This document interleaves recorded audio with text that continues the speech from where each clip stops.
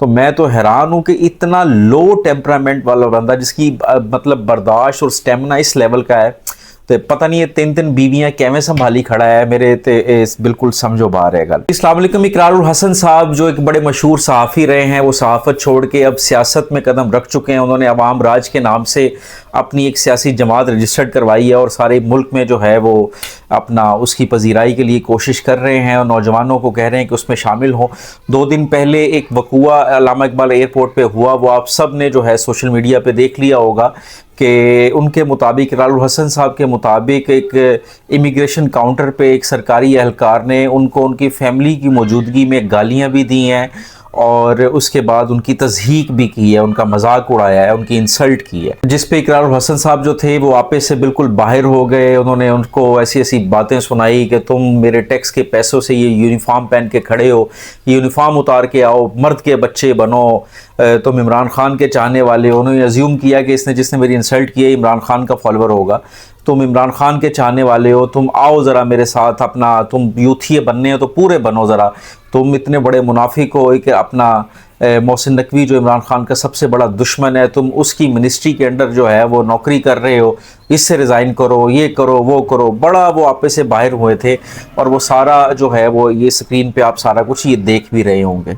सब पे अब जो इमरान खान के मुखालिफ सारी सियासी जमातों के जो सोशल मीडिया जो मुजाहिदीन हैं वो सारे इकरारुल हसन साहब की हमायत में खड़े हो गए हैं। तो उन्होंने ये कहना शुरू कर दिया है कि चूँकि सरकारी दफ्तरों में सरकारी दफातर जो है वो यूथियों से, इमरान खान के चाहने वालों से भरे हुए हैं, तो इस शख्स के साथ इकरार ने बिल्कुल ठीक किया है, इसके साथ यही सलूक होना चाहिए था और इनको इन्हीं की ज़ुबान में जो है ना वो बात करनी चाहिए।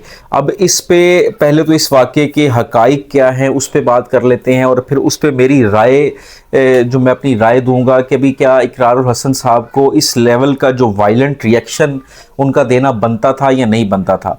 मैंने क्रॉस चेक किया जी हर तरफ से और पूरी तरह तहकीक करने के बाद मैं ये बात बता रहा हूँ कि उस शख्स ने, वो जो सिक्योरिटी एहलकार था, उसने इकरारुल हसन को कोई गाली नहीं दी, कोई बदतमीज़ी नहीं की।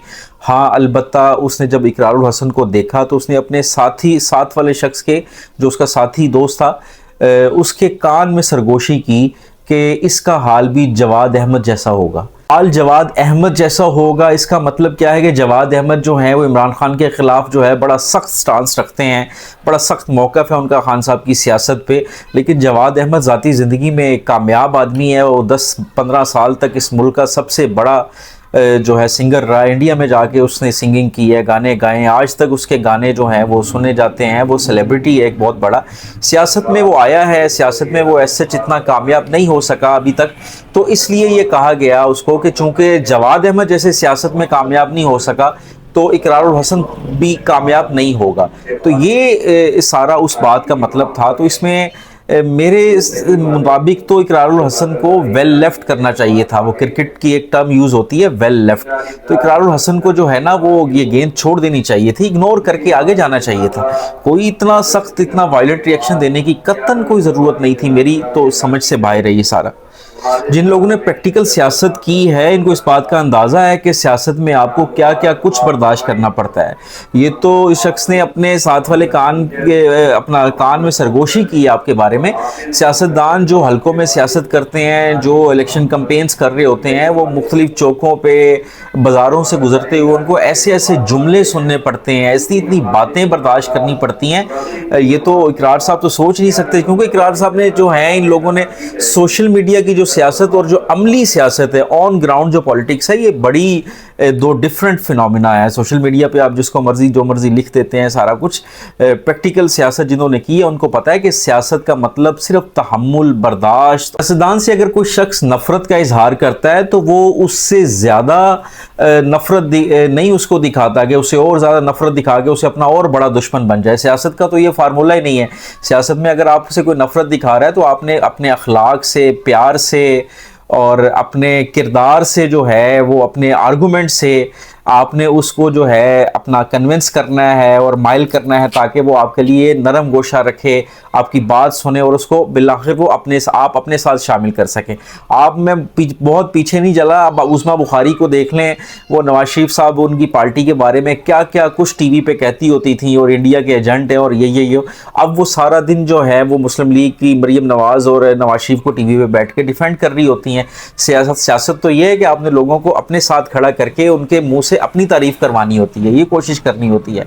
तो एक बड़ा मज़ेदार वाक़या है फैसलाबाद का कि राना अफजल खान साहब होते थे, फौत हो गए, अब तो वो मुस्लिम लीग नून के MNA रहे हैं साबिक।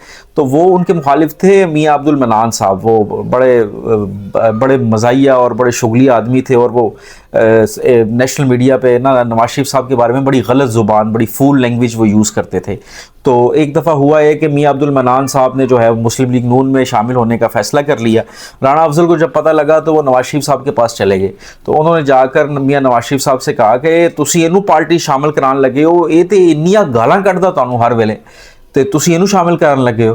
तो मियाँ नवाज शरीफ साहब ने उसको राना अफजल को जवाब दिया कि यार तू की चाहता है सारी ज़िंदगी मैनू गालें कढ़दा रहे।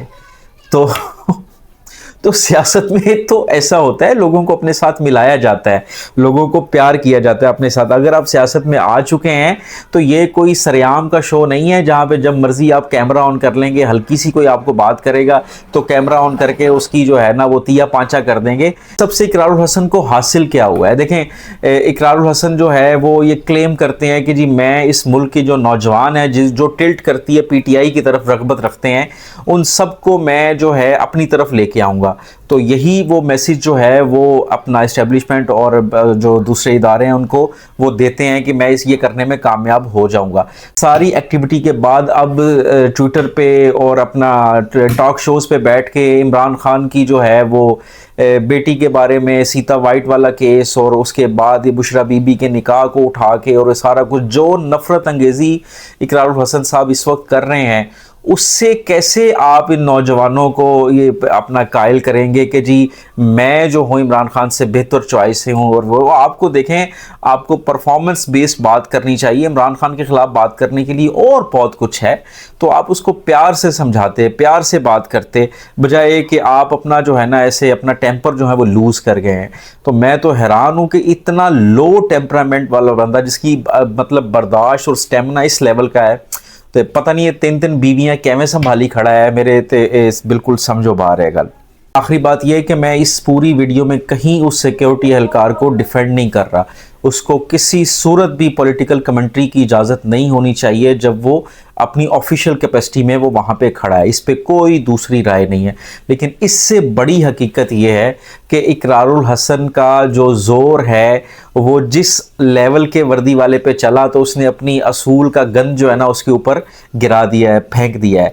तो ये कोई आपकी असूल पसंदी जो है ना, ये असूल पसंदी का असूल ये है कि वो हमेशा तगड़े के खिलाफ दिखानी होती है। आपने माड़े के खिलाफ आपने असूल पसंदी दिखा के कौन सा तीर मार लेना है, मतलब आपको पता है कि वहां से जो रिएक्शन आना है आप उसको टॉलरेट कर सकते हैं। आप किसी तगड़े वर्दी वाले के बारे में इस तरह का कोई मुजाहरा करके दिखाएं ना। इस मुल्क में वर्दी वालों ने जो है वो वर्दी में क्या क्या कुछ नहीं किया हुआ, आप कभी एक लफ्ज़ मुंह से निकाल के तो दिखाएं, लेकिन आप ऐसा नहीं करेंगे।